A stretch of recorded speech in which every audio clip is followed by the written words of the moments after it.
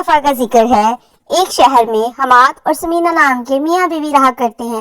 ان دونوں نے پسند کی شادی کی ہوتی ہے۔ آج ان کی شادی کی 30ویں سالگرہ تھی اور وہ لوگ کھانا کھانے کے لیے ریسٹورنٹ میں گئے ہوتے ہیں۔ حماد کو بار بار کسی کا فون آ رہا ہوتا ہے۔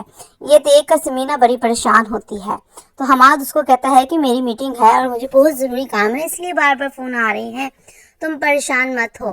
تو وہ کہتی ہے ٹھیک ہے، لیکن آج ہم اپنی اینیورسری منانے آئے ہیں تو یہاں پہ تو آپ اپنے دفتر کے کام کو بند کر دیں اور ہم اپنا کھانا انجوائے کریں۔ وہ کہتا ہے چلو ٹھیک ہے، تم خوش رہو، بس میں چاہتا ہوں صرف تم خوش رہو۔ اور وہ دونوں ایک دوسرے سے بہت پیار کرتے ہیں۔ گھر آ کر بھی سمینہ جو ہے بارے میں ہی سوچتی رہتی ہے کہ اس کو اتنے فون کیوں آتے ہیں۔ اور اگلے دن حماد اس کو بتاتا ہے کہ اس کو ایک ضروری کام کی وجہ سے شہر سے باہر جانا پڑے گا اور اس کو 2 دن کے لیے وہاں پہ رہنا پڑے گا، تو تم پریشان مت ہونا، اپنا خیال رکھنا اور اچھے سے کھانا پینا۔ تو اس کی بیوی کہتی ہے ٹھیک ہے، لیکن میں تمہیں بہت مس کروں گی۔ تو وہ کہتا ہے کہ تم اپنی دوست کو بلا لو اپنے گھر، وہ تمہارے پاس رہے گی تو تمہارا دل لگا رہے گا۔ تو وہ کہتی ہے چلے ٹھیک ہے، میں اپنی دوست کو بلا لیتی ہوں۔ اور پھر وہ یہ کہہ کر چلا جاتا ہے۔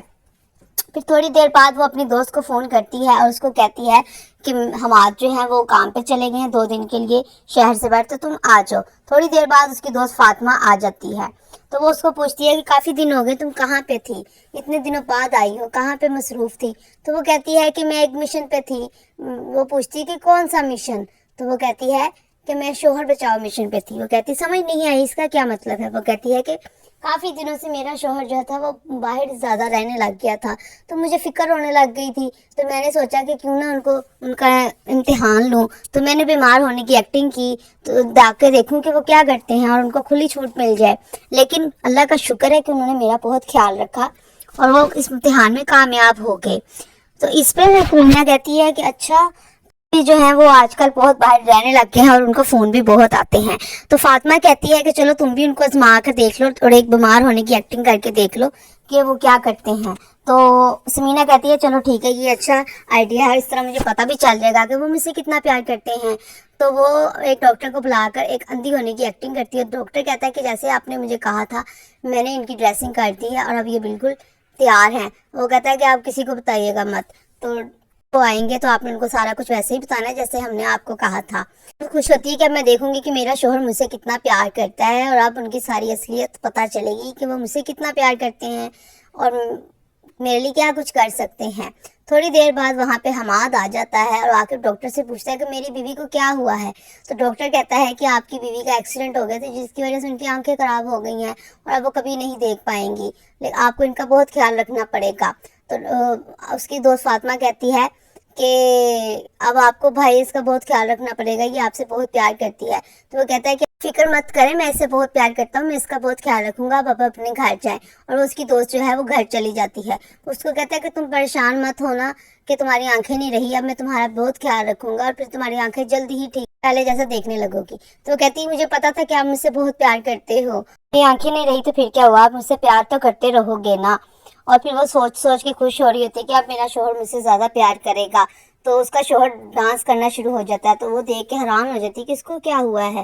تو وہ کہتی ہے کہ آپ کیا کر رہے ہو؟ وہ کہتا ہے کہ میں نا تمہارے لیے کھانا لے کر آ رہا ہوں، تم یہیں پہ لیٹی رہنا، کہیں جانا مت۔ اور پھر وہ یہ کہہ کے چل پڑتا ہے۔ اس کی بھی سمینہ کو بہت غصہ آتا ہے کہ وہ ڈانس کیوں کر رہا تھا۔ تھوڑی دیر بعد وہ کھانا لے کر آتا ہے تو وہ دیکھتی ہے کہ اس نے اس کے آگے دال چاول اور اپنے آگے روسٹ رکھا ہوتا ہے۔ تو وہ کہتی ہے کہ مجھے روسٹ کی خوشبو آ رہی ہے۔ تو وہ کہتا ہے کہ نہیں سمینہ، ایسی کیسے ہو سکتا ہے کہ میں روسٹ کھاؤں اور تم دال چاول؟ تو کہتی، اور پھر وہ بڑی مشکل سے دال چاول کھاتی ہے اور اس کو بہت غصہ آ رہا ہوتا ہے کہ اس کے شوہر نے اس کے ساتھ یہ سلوک کیوں کیا، اور وہ مزے لے کر روسٹ کھاتا رہتا ہے۔ پھر وہ لیٹ جاتی ہے، اس کو کہتا ہے کہ تم آرام کرو، مجھے ذرا تھوڑی میٹنگ ہے، مجھے ضروری کام ہے، تو میں وہ کام کرنے کے لیے ڈرائنگ روم میں جا رہا ہوں۔ اور وہ یہ کہہ کے ڈرائنگ روم میں چلا جاتا ہے۔ اس کی بیوی کو بہت غصہ آیا تھا کہ اس نے میرے ساتھ یہ حرکت کیوں کی، لیکن وہ چپ رہتی ہے۔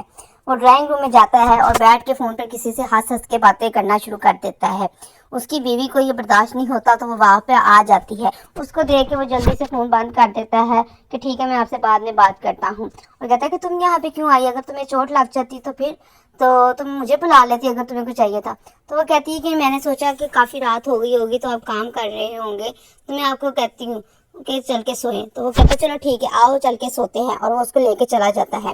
अगले दिन वो उसको कहता है मैं तुम्हारा ख्याल रखने के लिए ऑफिस नहीं जा रहा, तो मैंने मीटिंग के लिए घर में ही ऑफिस वालों को बुला लिया है, तो तुम कमरे में ही रहना। तो वो कहती है ठीक है, मैं कमरे में ही आराम करूंगी, और वो बहुत खुश होती है। आज जल्दी से फोन करके अपनी दोस्त को घर पे बुला लेता है कि जल्दी घर आ जाओ, और उसके लिए कमरे को सजा देता है फूलों से। थोड़ी देर बाद उसकी एक दोस्त घर पे आ जाती है, तो वो उसको कहता है कि कैसी हो तुम, आने में कोई परेशानी तो नहीं हुई?